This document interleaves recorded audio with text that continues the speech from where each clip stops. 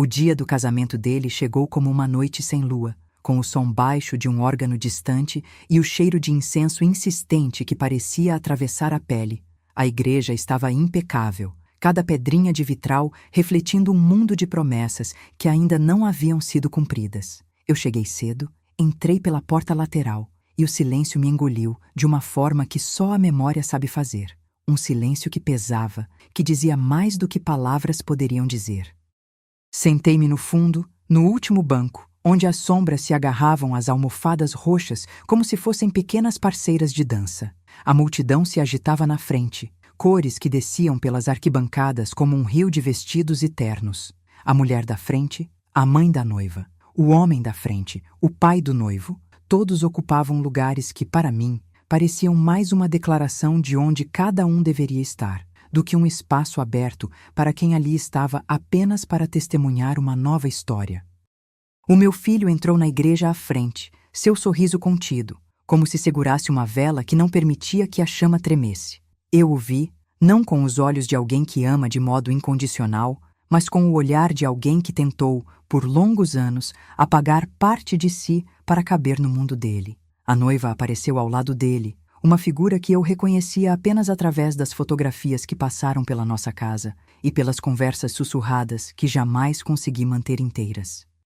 O silêncio que antecedia o rosto dela parecia feito de vidro, frágil, brilhante, pronto para se partir com o menor toque de palma. Foi então que a voz dele, o meu filho, atravessou o espaço entre nós como uma linha de vela sendo acesa, leve, breve, mas suficiente para aquecer o ar ao redor.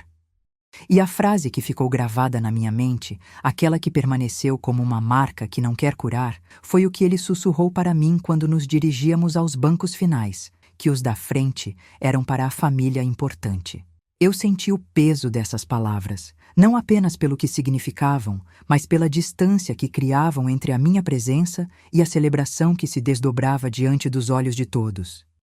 Eu não quis interromper a cerimônia, não quis fazer barulho onde cada nota do hino já parecia uma prece.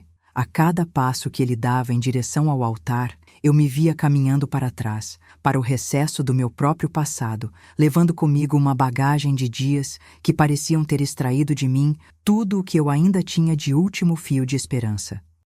O espaço entre o meu peito e a minha respiração se encolhia. Eu quase sentia meu coração bater contra uma parede invisível que me deixava perdida, como alguém que ficou preso no corredor entre dois mundos, o que poderia ter sido e o que agora era apenas uma lembrança que insistia em não morrer. Quando o sacramento começou, as velas lançaram um brilho estranho sobre as mãos da noiva e do noivo, como se o tempo tivesse virado uma página de um livro antigo que não falava de futuro, mas de coisas já conhecidas, de segredos que ainda não tinham encontrado voz. O padre falava com a voz grave, com uma cadência que parecia medir o compasso de um segredo que não deveria vazar para o mundo.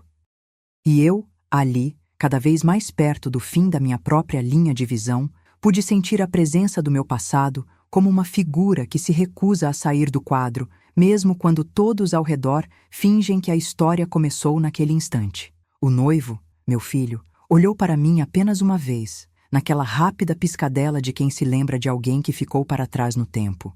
E então, o mundo inteiro pareceu se inclinar para a frente, para colocar as fronteiras da família na posição correta. Eu ouvi a pequena risada da noiva como alguém que não pertencia a nada, apenas a uma promessa que ainda precisava de uma casa para caber. E então, quando as palavras finais foram ditas, quando as alianças selaram o que já estava decidido, eu me levantei com um movimento lento, quase ritual, e deixei o banco sem pressa, sem chamar atenção, como quem se afastasse de uma cena para não estourar a continuidade de uma história que não era mais minha. Saí pela porta de trás, o ar do exterior batendo no rosto com a firmeza de uma mão que sabe onde está o lugar exato de cada pessoa. O mundo parecia ter ficado do avesso lá dentro, e eu, com a casa vazia de risos que não eram meus, senti o peso de uma solidão que não envolve apenas a distância física, mas a uma distância emocional que se fez cravada em minha pele desde o dia em que descobri que meu lugar na vida dele não era o que eu pensava. O corredor que levava ao saguão cheirava a frutas secas. Há lembranças que a gente guarda como se estivessem presas entre os dedos de quem não quer largar o que já se foi. Naquela noite, a casa parecia menos casa e mais uma caverna onde cada objeto guardava uma gota de memória. Eu varri o chão, ajeitei as cortinas, tentei encontrar no barulho da minha própria respiração uma espécie de conforto que pudesse justificar tudo aquilo. O silêncio que se seguia era quase música, uma canção lenta que me convidava a ouvir o que não se diz em voz alta, o voucher invisível de uma família que cresce, e a minha voz que, de algum modo, se tornara a repetição de uma pergunta sem resposta. No dia seguinte, tudo começou a mudar de tom com o toque do telefone. Do outro lado, a voz grave do padre que havia conduzido a cerimônia falava comigo, não como sacerdote, mas como alguém que trazia notícias que talvez precisassem de uma delicadeza ainda maior do que aquela em que o casamento se desenrolara. Ele perguntou, com uma voz que parecia medir cada sílaba, se eu gostaria de encontrar tempo para conversar, se eu queria entender melhor aquele dia, se eu desejava que fosse eu quem pudesse receber uma explicação para aquilo que, de certa forma, me atingia sem aviso. Foi assim que tudo começou a se transformar em uma espécie de enigma com cheiro de incenso, não mais apenas sobre o que aconteceu na igreja, mas sobre o que poderia acontecer fora dela, no espaço entre o que foi dito e o que precisava ser dito, entre o que foi visto e o que ainda precisava ser revelado. O padre não ofereceu soluções. Ofereceu uma porta entreaberta, uma sugestão de que a história poderia ter um desfecho diferente do que todos imaginaram, perguntando se eu queria que... E ali ficou o peso daquilo que não foi dito, mas que já adentrava minha casa pela fresta da madrugada. Eu fiquei em silêncio por um tempo, ouvindo o som da casa, aquele som antigo de paredes que guardam vozes e segredos, enquanto a cidade lá fora continuava a respirar de modo indiferente. E então, ao final da conversa, ele não respondeu com uma promessa de alívio, mas com uma pergunta que parecia me pedir para escolher o caminho mais difícil. Se eu queria que alguém soubesse a verdade, que para sempre fica escondida nos cantos escuros da memória. E eu, que já havia aprendido a recostar a cabeça diante de provas sem fim, percebi que aquela pergunta não era apenas sobre o que aconteceu no dia do casamento, mas sobre quem eu escolheria ser, diante de uma família que finalmente começava a nascer diante dos meus olhos, apesar de não ser a minha. Assim começou a manhã seguinte, não com a certeza de algo resolvido, mas com a certeza de que algo fundamental estava prestes a ser revelado. O que eu desejava, o que eu temia, o que eu sabia que não poderia ser contado de forma simples, tudo isso parecia se entrelaçar com a voz do padre, que de forma contida deixava apenas uma dica no ar, como se uma vela, ainda intacta, pudesse acender outra vela sem apagar a primeira. E eu, que havia aprendido a viver com o peso de estar deslocada em minha própria história, senti, pela primeira vez desde o dia em que o meu filho me conduziu ao último banco, que talvez houvesse uma maneira de reconquistar o espaço que me foi negado, não pela força, mas pela verdade que um dia precisaria ser dita. E foi nesse silêncio entre a pergunta e a resposta que eu percebi. Aquilo que começara como uma lembrança dolorosa poderia, se eu escolhesse, tornar-se uma ponte para entender quem eu era, mesmo que o preço disso fosse tão alto quanto a própria vida que eu sempre quis proteger. Amanheceu com a cidade encolhida sob uma névoa que parecia ter vindo ouvir meus silênios.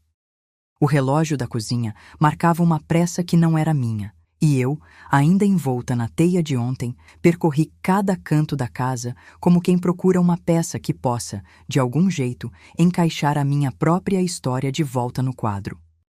O sapato esquerdo que eu deixei ao lado da porta naquela noite ainda guardava o sal do caminho que não havia sido trilhado. O chinelo da minha neta queima de curiosidade na lixa do piso, como se quisesse puxar para fora a pergunta que pesava nas minhas costas desde que o filho chegou ao último banco. O dia seguinte trouxe uma voz no ouvido da casa, a voz do silêncio que se recusa a ser apenas silêncio. O padre ligou de novo, não com a pressa de quem quer resolver o que já está resolvido, mas com a cadência de alguém que sabe que cada sílaba pode pescar uma verdade que dorme há anos. Perguntou, com a mesma gentileza que se usa para não apressar a ferida. Se eu ainda quisesse que alguém soubesse a verdade, que talvez fosse melhor ficar escondida, se eu queria que aquela história fosse partilhada, ou se preferia que eu a segurasse sozinha, como quem segura uma vela diante de uma porta que pode não ceder. E naquela voz, eu ouvi o eco da cidade se movendo lá fora, como se tudo o que acontecera ali, naquela união de igreja e memória, estivesse prestes a atravessar o vidro para se tornar rumor. Passei o dia preparando perguntas que eu não tinha coragem de fazer, como se cada pergunta pudesse quebrar o vidro ao redor do que eu ainda não compreendia. Olhei para a mesa posta, para as fotos que passeavam pela sala como personagens que já haviam escolhido outros palcos, para as xícaras de café enfileiradas como testemunhas de uma manhã que ainda não chegou. A cada imagem, a cada objeto, eu sentia o peso de uma escolha que não se pedia em voz alta, mas que já batia na porta do meu peito. Eu ainda era mãe dele? Eu ainda cabia na vida dele? Ou a sala do último banco havia se tornado, de uma vez, o espaço definitivo entre o que fomos e o que ele queria que eu fosse? À tarde, decidi caminhar até o santuário que ficava perto da praça, não para rezar, mas para ouvir o que o ambiente tinha a me dizer quando eu já não tivesse mais nada para esconder. A igreja parecia respirar com as mesmas sombras de ontem, e o som de passos leves no piso de madeira ecoava como se alguém aguardasse minha decisão com a paciência de quem sabe que a hora certa não existe, apenas a hora que chega devagar. O padre me esperava junto à sacristia, não com o ar de quem tem todas as respostas, mas com o ar de quem também carrega perguntas que não ousa formular em voz alta. Ele me conduziu por um corredor que cheirava a incenso e a cera queimada, e ali, entre o murmúrio de velas e o peso de uma cadeira vazia, fiquei parada, ouvindo o espaço dizer o que eu não tinha coragem de dizer. Ele começou a falar de forma contida, como se falasse a alguém que precisa escutar cada sílaba para entender o que virá a seguir. Disse que a cerimônia foi bonita por dentro, que havia beleza na forma como os laços da família, mesmo quando feridos, tentam encontrar lugar no mundo. E então, com a calma que vem do tempo vivido entre pessoas que já aprenderam a esconder partes de si, perguntou se eu realmente desejava que alguém soubesse a verdade. Não para destruir, mas para talvez devolver o mapa perdido da minha própria história. A pergunta pairou entre nós. Não como uma acusação, mas como uma ponte improvisada entre dois mundos que se recusavam a ser apenas um. Saímos da sacristia como quem sai de uma sala de consulta médica, com o ar carregado de uma decisão que ainda não era decisão, apenas possibilidade. Eu, que sempre preferi a sombra ao centro do palco, percebi que ali havia outra sombra rondando. A sombra de uma família que nasce diante dos meus olhos, mesmo sem pedir minha aprovação. E a sombra de uma verdade que, se falada, poderia me libertar ou me isolar ainda mais. Caminhei de volta pela igreja, passando pela arquibancada onde tudo começou, e a cada passo, o peso daquele espaço parecia se compor com o peso da minha própria presença. Eu ainda era parte daquela casa, ainda era a mulher que esteve lá atrás, ou a figura que finalmente poderia se recusar a desaparecer. Ao retornar para casa, o silêncio me recebeu como um velho amigo que não exige explicação, apenas presença. O dia terminou com a casa mais silenciosa do que nunca, as paredes guardarando o brilho tênue da tarde que se retirava. E foi nesse silêncio que entendi. Não se tratava apenas do que aconteceu no casamento, nem do que o padre disse ou deixou de dizer. Era sobre o que eu escolheria fazer com a verdade, quando ela bater à minha porta de novo. Sobre o quão grande eu permitiria que a minha história se tornasse para caber no espaço de uma nova família que começa a nascer diante dos meus olhos. No fundo, uma pergunta simples rondava a minha mente e, ao mesmo tempo, se recusava a ser simples. Quem eu seria quando tudo estivesse dito e a sala finalmente lotada de pessoas que não eram mais apenas visitantes, mas sim parte de mim, de um jeito que não teria volta? E enquanto a noite cai, o telefone vibra na mesa. A voz do padre quase sussurrando um convite para escolher. Que eu quisesse que alguém soubesse a verdade, ou que eu preferisse guardar a resposta comigo para que a minha voz não quebrasse o espaço entre os dois mundos. Eu, que sempre temia a ruptura, senti, enfim, o impulso de responder com o que sempre temi, de olhar para a frente, mesmo que o caminho tenha sido preparado para mim com o último banco ainda marcado no chão da igreja.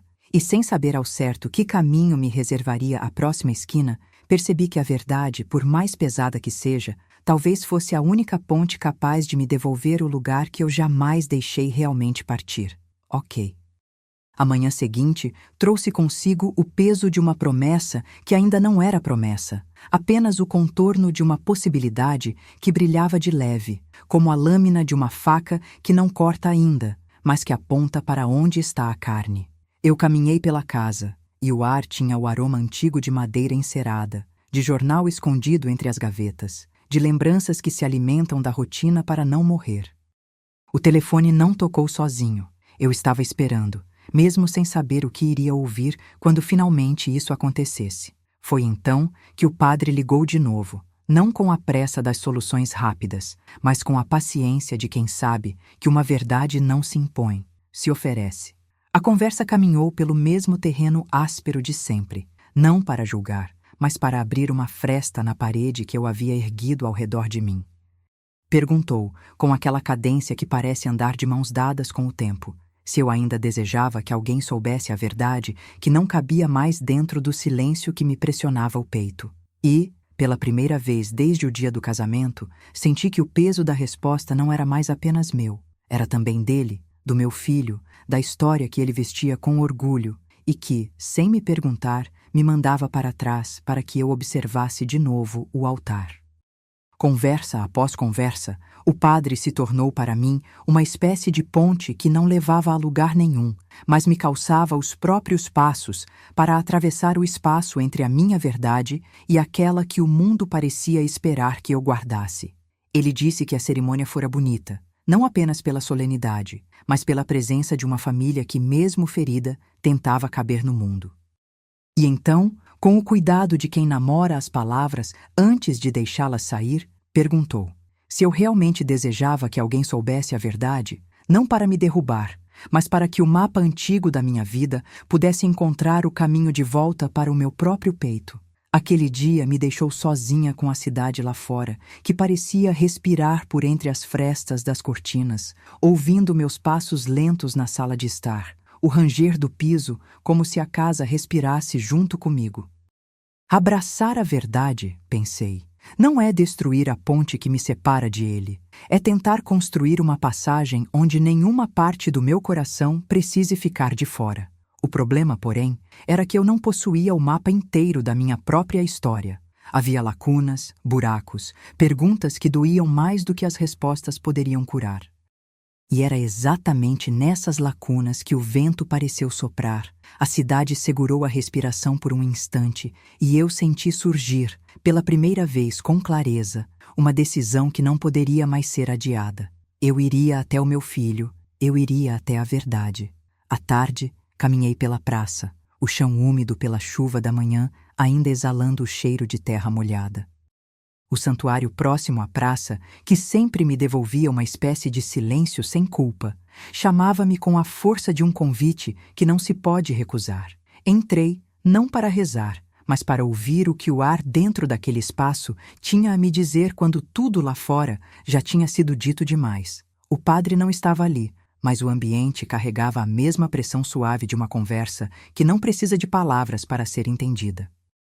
Andei pelo corredor entre as filas de bancos, e cada banco parecia guardar uma memória de outros dias em que eu também me posicionei nos lugares onde as histórias são contadas, onde o tempo parece medir, com o pulso, o quanto ainda podemos caber em uma mesma sala. Sentada num banco que ficava no meio do percurso entre o altar e a porta, eu pensei na frase que me fuzilara no dia do casamento. Os da frente são para a família importante. Pousei a mão sobre a poltrona fria, senti a madeira úmida da vela antiga que alguém deixou ali para lembrar de algo que já não cabia mais em mim.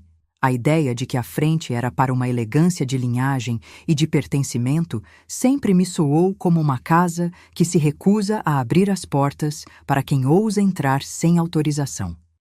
Mas, ao mesmo tempo, havia ali uma contradição que me atravessou como uma vela acesa.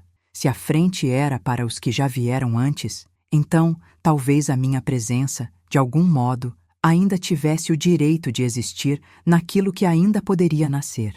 Voltei para casa com o som da cidade na nuca, como se alguém tivesse desenhado uma linha invisível que ligava a minha pele ao asfalto. O padre, no entanto, não me deixou sozinho com a sombra de minha própria dúvida. Naquela noite, ele me enviou uma mensagem de voz, dizendo que se eu quisesse, ele organizaria um encontro com meu filho, com o pai da noiva, com qualquer pessoa que fosse relevante para aquilo que precisaria ser contado. Não era uma pressa, era uma oferta de tempo, de espaço seguro para que a verdade se apresentasse sem o peso de revoluções bruscas. O que ele não disse, mas parecia insinuar, era que a coragem não é o ato de falar alto, mas a decisão de escolher o momento certo para dizer a verdade, para não quebrar o que ainda pode ser reconstruído. Eu, que sempre temia a ruptura, comecei a entender que a ruptura pode não ser o fim, mas o começo de uma nova explicação. E, naquela noite, enquanto a casa adormecia sob o brilho brumoso da rua, comecei a escrever para mim mesma a primeira linha de uma conversa que eu ainda não sabia como seria. Não com o meu filho, não com o mundo, mas comigo mesma.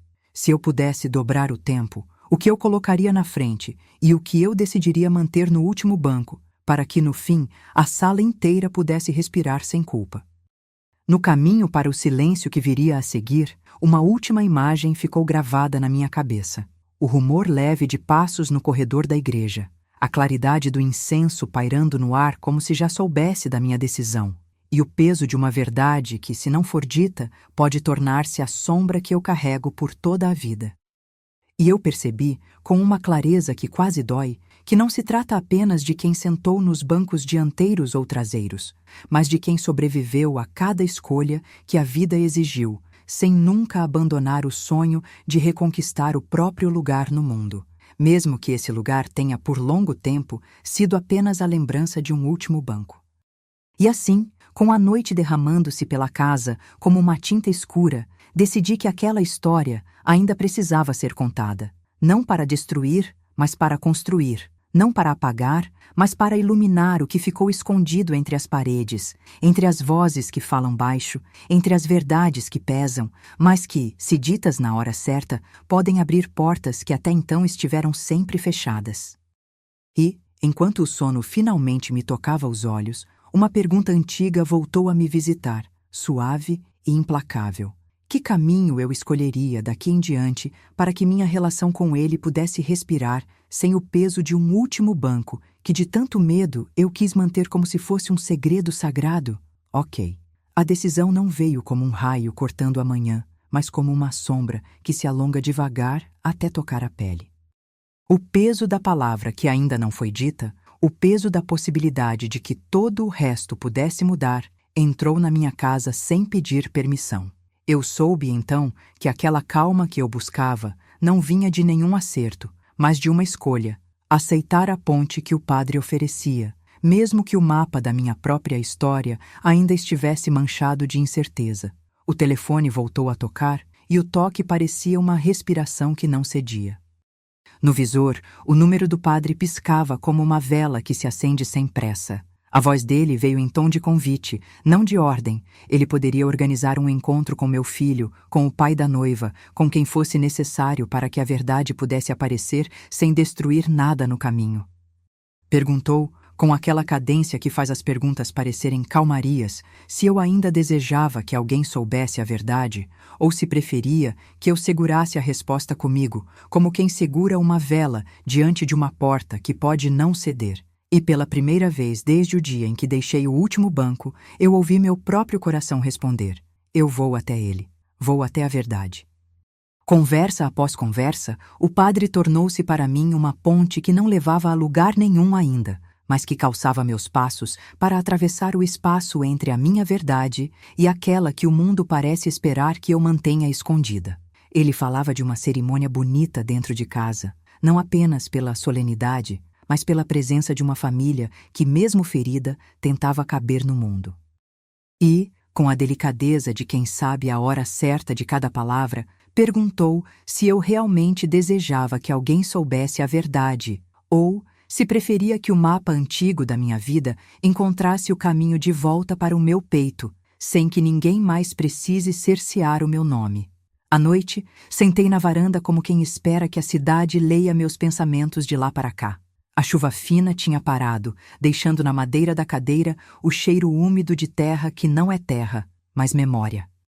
Pensei nas lacunas da minha história, nas perguntas que ainda não ousava fazer, e entendi que não se tratava apenas de uma conversa com o meu filho.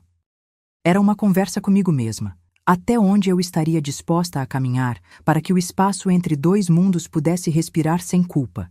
Até que ponto a verdade poderia se tornar ponte sem quebrar os alicerces do que já foi construído?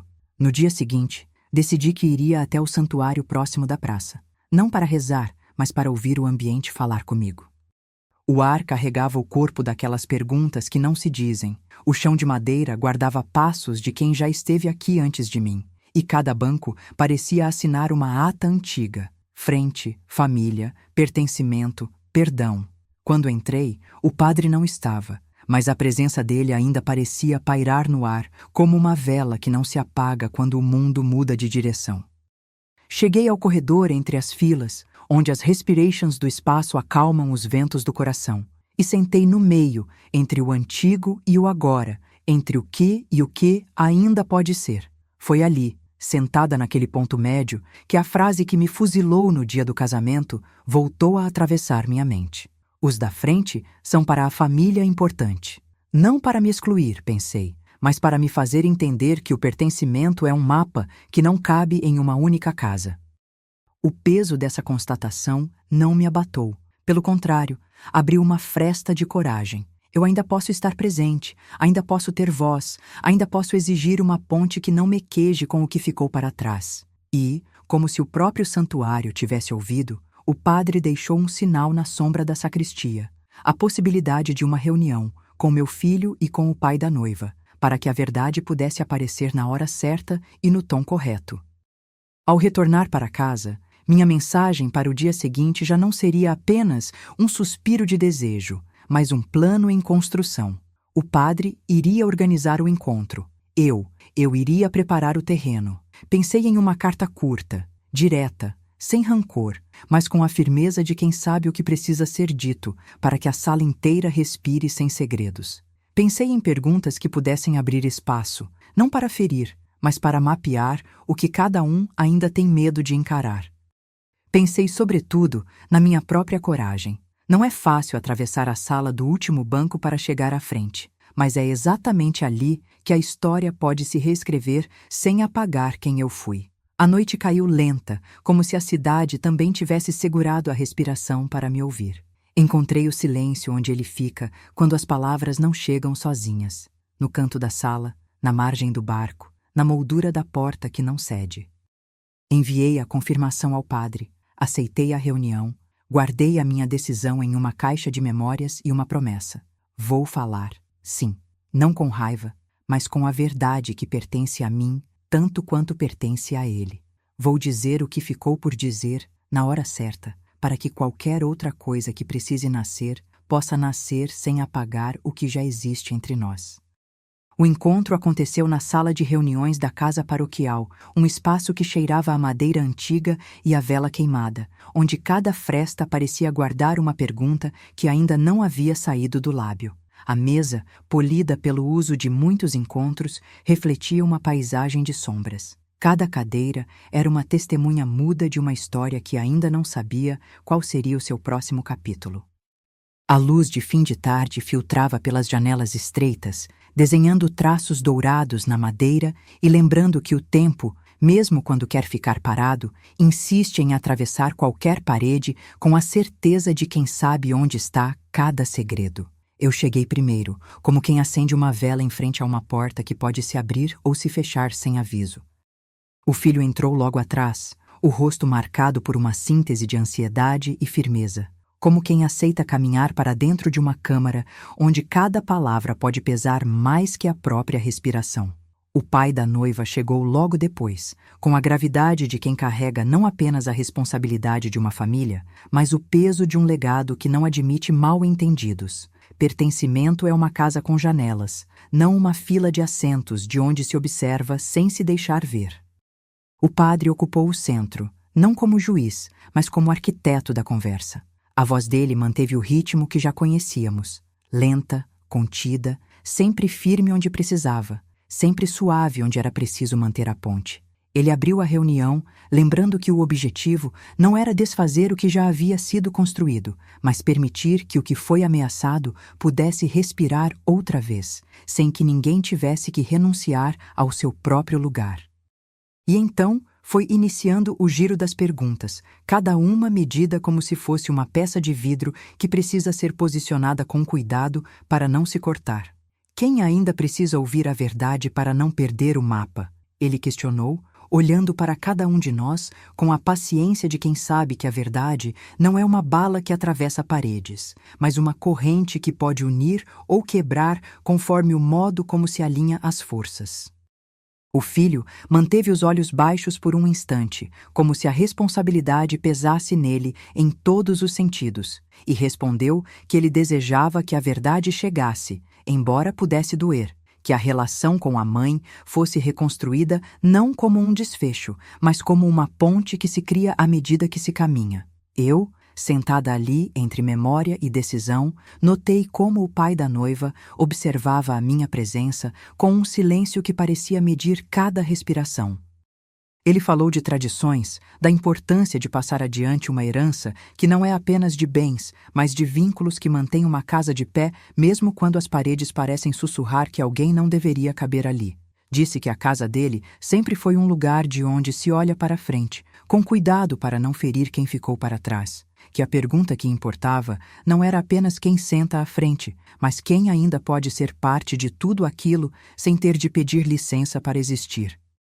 O filho levantou o olhar finalmente e disse, com a voz que amadurece sem perder a vulnerabilidade: eu ainda sou dele, mas também sou de quem aprendeu a me acompanhar para o lado de dentro da minha própria história. Ele pediu que a mãe não fosse tratada como visitante, que fosse reconhecida como parte de uma construção que está em constante remodelação, onde cada sala pode receber um novo encanto desde que não tenha medo de derrubar o antigo que já não funciona. A frase dele caiu no ar como a vela que não se apaga. A presença dela não é ameaça, é peça essencial para que a casa tenha futuro. O padre, então, abriu o espaço para perguntas, e cada uma foi um sopro que levantava poeira de velhos porões. A mãe de todas as perguntas, aquela que eu trouxe comigo, era se o segredo de ontem poderia, de algum modo, habitar o presente sem ferir o que já foi feito. O pai da noiva respondeu de modo claro: o segredo, se for contado no tempo certo, pode tornar-se ponte. Contado no tempo errado, pode transformar a ponte em abismo. E foi assim que o encontro começou a se moldar, não como um anúncio, mas como uma experiência de convivência, onde cada voz precisa ser ouvida, sem que para isso alguém precise perder o que já conquistou. Ao final, ficou combinado que haveria um período de teste, uma espécie de temporada em que cada parte poderia se observar com mais calma, sem o peso de uma revelação que precisa acontecer de uma vez.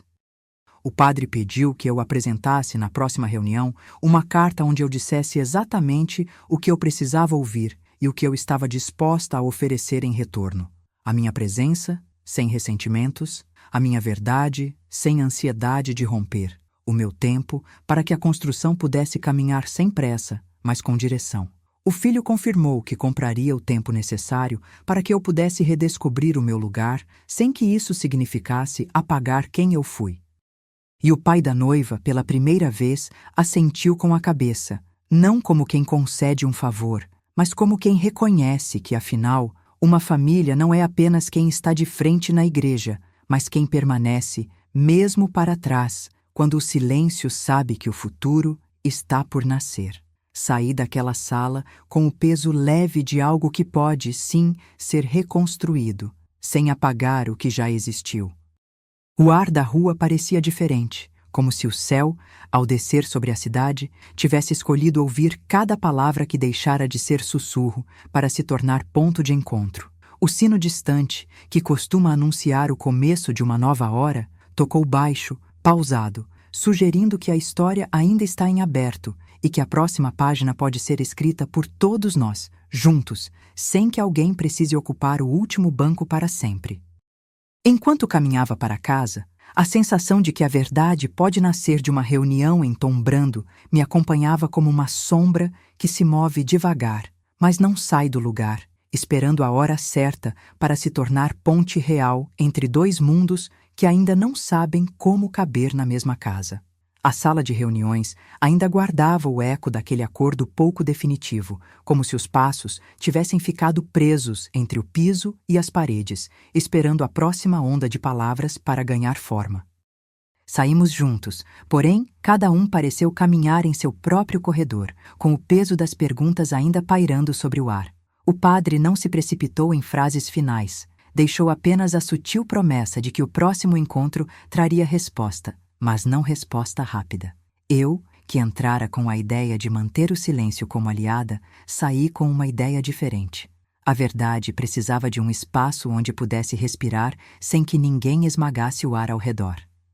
À noite, a casa dormiu como uma cidade que não fecha os olhos, esperando que alguém se lembre de acender a luz. Eu sentei à mesa da sala de jantar, onde a madeira antiga guardava marcas de conversas passadas, e comecei a escrever algo que ainda não era carta, mas já carregava a forma de uma ponte. Não queria uma explosão de palavras, nem uma confissão que esmagaria o que já havia sido cuidado com tanto temor. Pedi apenas o tempo necessário. Pedi que a verdade pudesse vir sem pressa, mas com direção. E, acima de tudo, pedi a mim mesma que não me abandonasse nesse caminho. Que minha presença não fosse mais apenas a lembrança de um último banco, mas a promessa de um lugar onde eu pudesse caber, sem retumbar contra as paredes da casa que tanto me acolheu e às vezes me expulsou sem ruídos. Enquanto rabiscava notas entre frases curtas, a imagem dele apareceu na minha cabeça. O filho, com a fragilidade de quem sabe que precisa caminhar para frente, mesmo que o chão balance sob ele. E o que eu escrevia não era apenas para ele, mas para o homem que o moldou, para o mundo que acompanha cada passo dele, ainda que sem pedir licença para olhar para trás. A carta que tomava forma não era uma arma, mas um convite. Venha comigo até a frente do palco, sem medo de desfazer o que já foi feito, sem ameaça de apagar o que já aprendi. Que a nossa casa possa ser uma casa inteira, onde cada sala tenha voz, ainda que algumas vozes precisem falar com cuidado para não romper o equilíbrio que ainda existe entre nós. Contei-me, então, as perguntas que não ousava fazer em voz alta. Onde está o espaço para a minha presença, sem que isso pareça um obstáculo? Até onde posso caminhar para que o espaço entre dois mundos não se torne uma vala? Qual o preço de abrir portas que sempre foram fechadas para quem ficou no último banco? Cada linha que eu escrevia era uma tentativa de responder a essas perguntas sem transformar o gesto de reconciliação em triunfo de alguém. Ao final, selecionei as palavras mais simples e, ao mesmo tempo, mais cortantes, como uma vela que não se apaga diante da corrente de ar. Eu quero estar presente, não como visitante, não como memória, mas como parte viva da construção que ainda está por nascer. Quero ouvir, quero ser ouvida, quero ter tempo para aprender a rir de novo, sem sentir que a casa inteira observa cada passo meu, como se fosse uma culpa antiga que precisa ser reparada. A madrugada veio com o silêncio de quem sabe que as escolhas não se medem na velocidade, mas na honestidade do passo seguinte. Reescrevi mentalmente a carta várias vezes, cada versão mais direta que a anterior, até que encontrei o tom que parecia firme sem ser agressivo, aberto sem prometer, sem medir as consequências. E, quando o relógio marcou o momento exato, pude quase ouvir a voz do padre sussurrando, do modo mais suave possível, que o caminho não é um precipício, mas uma ponte que se apoia em mãos dispostas a caminhar juntas. Então eu assinei aquela folha invisível na minha cabeça, não com tinta, mas com a certeza de que eu poderia fazê-la ganhar corpo na próxima reunião.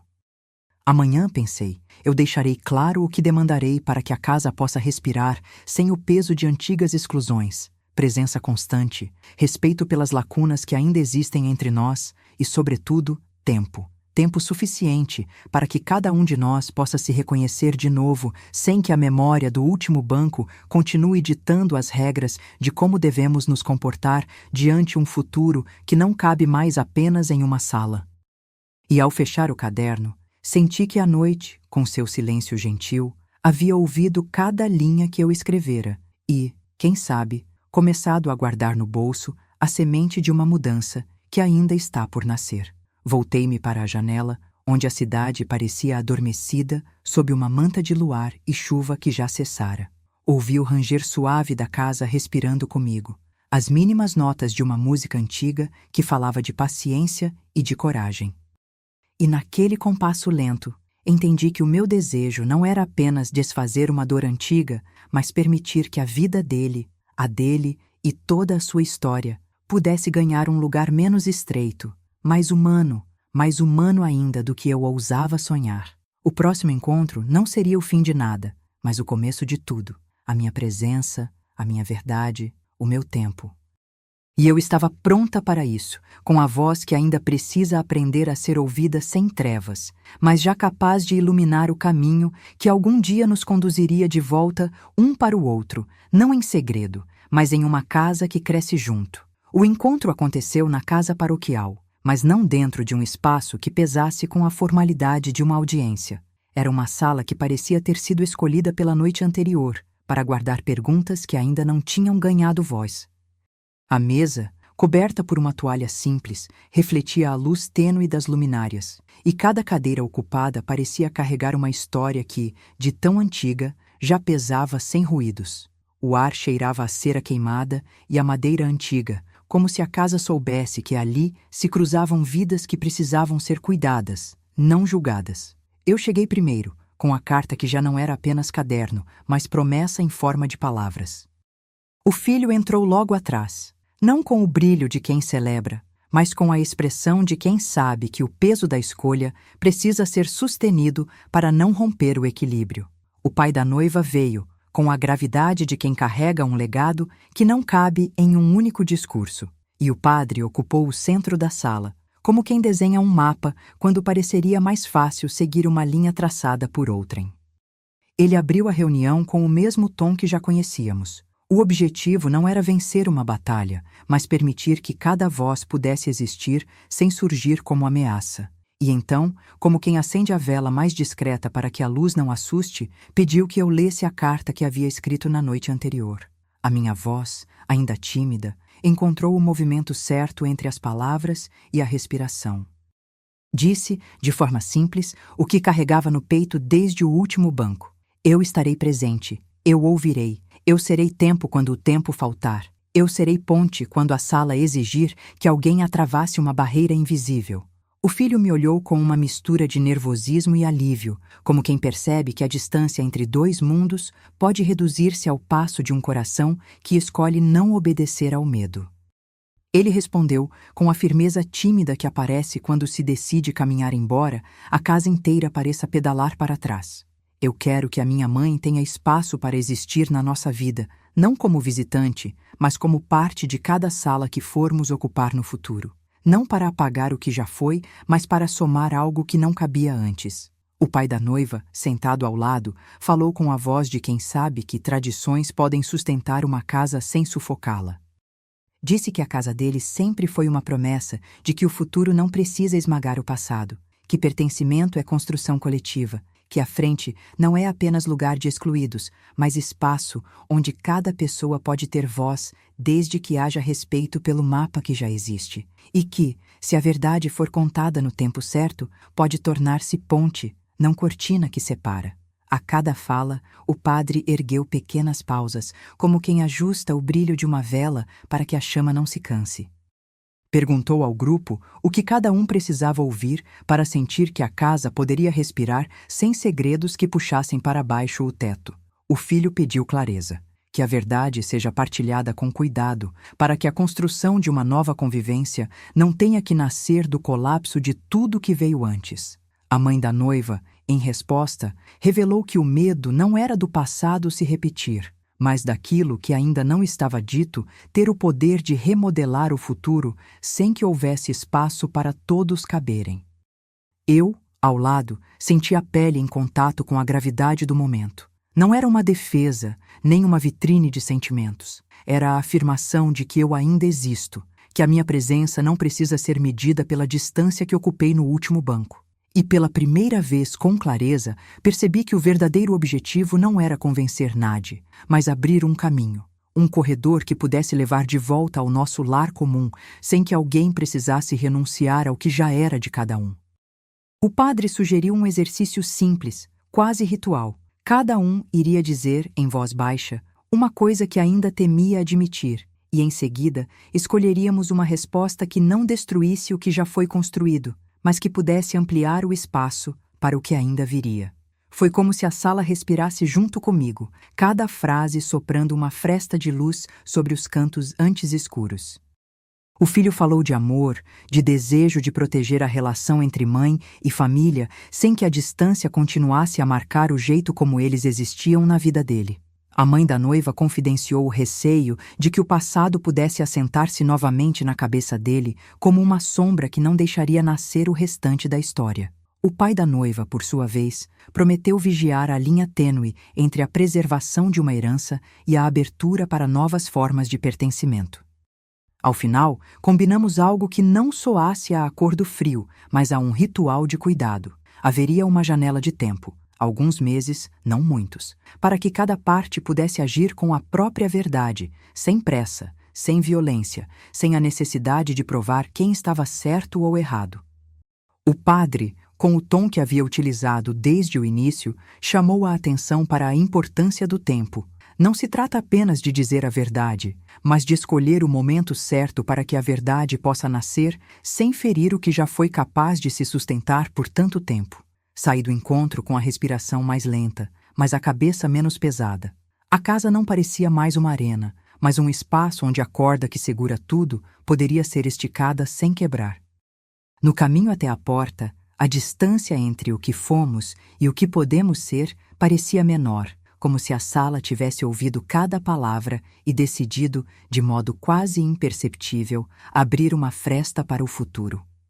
No silêncio que ficou entre o bater da chuva que parou e o farol distante da cidade que começava a acender as luzes, compreendi que a próxima etapa não seria o fim de nada, mas o começo de uma convivência que, com sorte, aprenderia a respirar junto comigo, sem medo, sem culpa, apenas a promessa de que a casa pode, enfim, caber em todos nós. Naquela manhã, a casa ainda guardava o peso do encontro anterior, mas havia uma nova qualidade no ar, a impressão de que o tempo não cancela o que foi dito, apenas o transforma em memória que precisa de novo significado para ganhar voz. A luz atravessava as cortinas com uma suavidade que parecia prometer gentileza, ainda que a cidade lá fora mantivesse o ritmo áspero das horas que não perdoam. Eu me levantei com o corpo que ainda doía de tanto pensar, mas também com a certeza de que o próximo passo não seria uma explosão de palavras, e sim um movimento calculado de quem sabe que a ponte precisa de sustentação constante para não desabar sob o peso da própria história.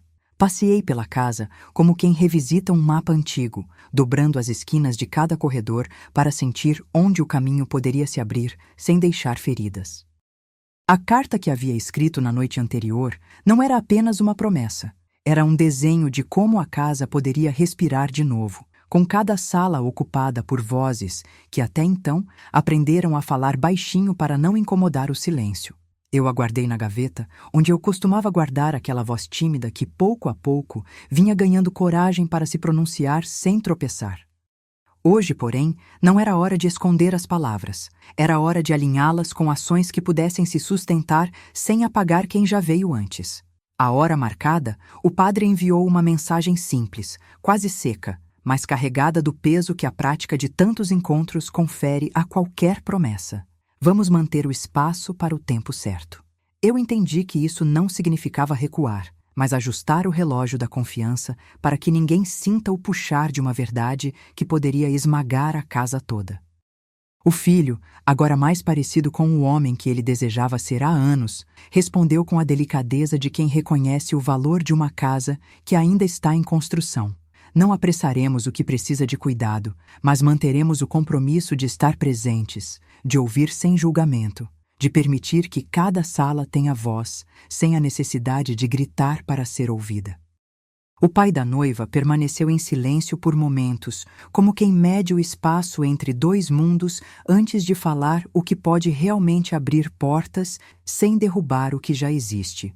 ele magicamente traduziu a ideia de pertencimento em termos práticos, visitas periódicas, visitas que permitissem que o passado ainda tivesse lugar, mas não governasse o futuro.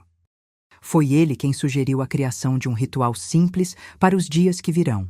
Um costume de família que não imponha, mas convide. Encontros em que cada um possa trazer uma lembrança, uma dúvida, uma pequena vitória ou uma queda sem medo de ser visto. Um ritual que não seja uma ata de rendição nem uma celebração de poder, mas um espaço onde a verdade pode existir como uma potência que fortalece, sem destruir. Eu, sentada entre a memória e a decisão, percebi que o que havia sido dito não era apenas uma lista de condições. Era uma reconstrução de onde eu caberia na vida dele, na vida deles. A carta que eu escrevera para aquele dia não seria mais uma peça solta, mas o início de um conjunto de mensagens que precisariam de tempo para ganhar consistência. Pensei em uma linha que eu levaria comigo para a próxima reunião. Minha presença não é uma concessão, é uma construção que se alimenta de respeito mútuo, de paciência, de uma compreensão gradual de que pertencimento não é um lugar fixo, mas uma dança que exige cadência. E se alguém perguntasse por que eu havia escolhido caminhar até a frente da casa, eu poderia responder que o caminho não é uma estrada que se percorre em uma manhã.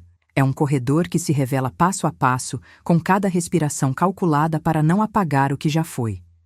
Amanheceu então com a cidade tomando o céu a partir do chão, e eu me encontrei de pé diante da janela, olhando para uma rua que, como a nossa história, parecia esperar a hora em que as palavras certas pudessem se tornar ações reais. No rádio, a cidade anunciava o cotidiano. O vendedor de jornais já gritava as manchetes de sempre. Crianças passavam com as mochilas ainda cheias de promessas pequenas. E, no entanto, havia algo diferente no ar.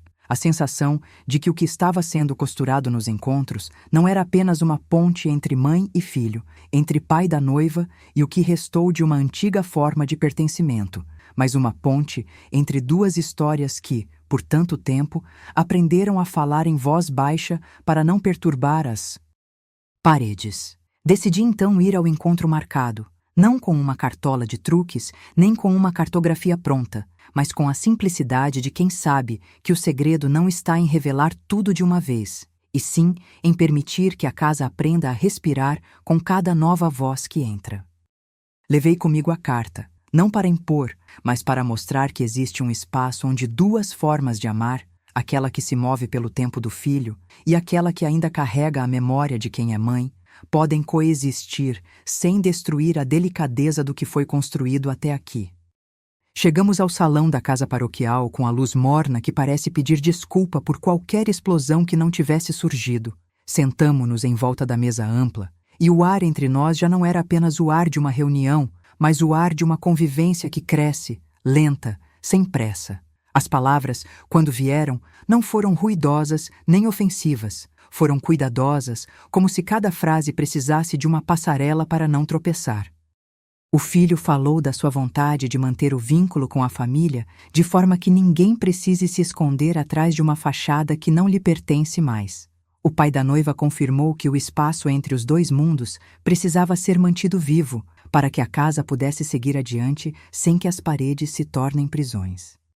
Eu, por minha vez, disse o que já havia entendido, que minha presença não é um presente dado em segredo, mas uma escolha que requer tempo para encontrar seu equilíbrio, sem que eu tenha que abrir mão de quem sou para caber no que já foi definido como fronte. O padre, com aquela voz que parece medir o tempo de cada respiração, sugeriu que continuássemos com as pequenas vitórias diárias, encontros calculados, conversas que não pretendam resolver tudo de uma vez, mas que mantenham a linha de pé para que o amanhã não quebre sob o peso de uma revelação prematura.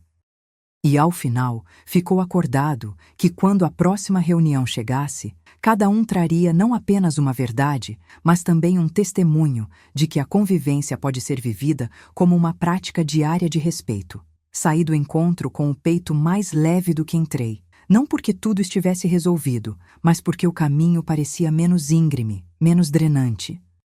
A casa, como uma testemunha que aprendeu a entender o que não cabe em uma única sala, parecia acolher a ideia de que a mudança não é uma colisão, mas uma sinfonia que precisa ser afinada pelas mãos de todos. E caminhando pela rua, eu soube que a próxima etapa não seria uma conclusão, mas uma evolução, uma convivência que não se exige de ninguém, mas que, se cultivada com cuidado, pode abrir espaço para que todos, eu, meu filho, a família dele, a nossa casa, possamos caber aqui juntos sem temer que o passado arranhe o futuro que ainda está por nascer.